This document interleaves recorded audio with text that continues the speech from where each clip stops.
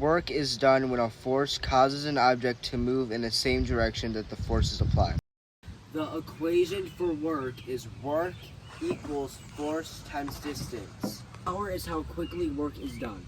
Shown right here, this is the fastest that Kelton can do the work. The equation for power is power equals work divided by time. Next, we have energy. Energy is the recall that when something is moving, it has energy of motion or kinetic energy.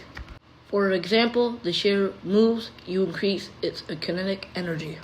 That's the end of section 1. Let's move on to section 2. First up, we have machine. Machine is a device that makes doing work easier. Now we'll have Kelton explain more. The force that you apply on a machine is the input force. The force that the machine applies is output force. Mechanical advantage is how larger the output force is than the input force. The equation of mechanical advantage is mechanical advantage equals output force in newtons divided by input force in newtons. Now we'll explain efficiency. Efficiency is the machine ratio of the output work to the input work. Can be calculated by output work in joules divided by input work in joules times 100%. Now Kelton will explain the two machines. A simple machine is a machine that only has one exact movement. For example, scissors are a simple machine because they only have one exact movement, which is cutting. A compound machine is a bunch of simple machines in one. Example, this bike has multiple simple machines in one. The tires moving forward and the pedals moving too. And to find the mechanical advantage of a simple machine, you divide the output work with the input work, equaling the mechanical advantage of the simple machine. And to find the mechanical advantage of the compound machine, you should add all the simple machines' mechanical advantage together. Now we'll explain the 6 simple machines. An inclined plane is a flat, slopey surface.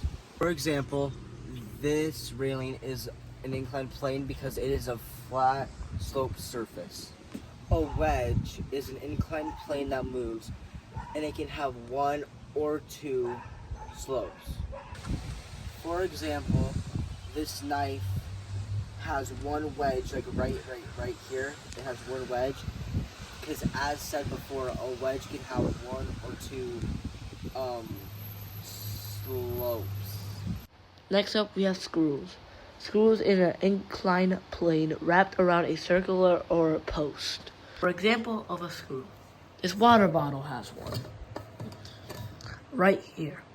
You can see it wraps around this cylinder of the water bottle, the cylinder part of the water bottle. Now we have lever.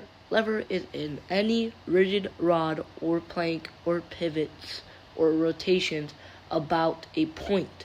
There are 3 classes of levers. Will be shown in a minute.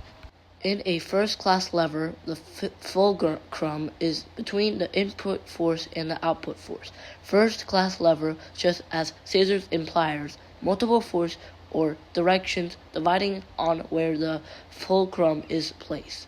There's always change the direction of the input force too. In a second-class lever, just as a wheelbarrow, the output force is between the input force and the fulcrum. Second-class lever always multiply the input force, but don't change its direction. In a third-class lever, just as a baseball bat, the input force is between the output force and the fulcrum. For a third-class lever, the output force is less than the input force, but is in the same direction. Now we have wheel and axle.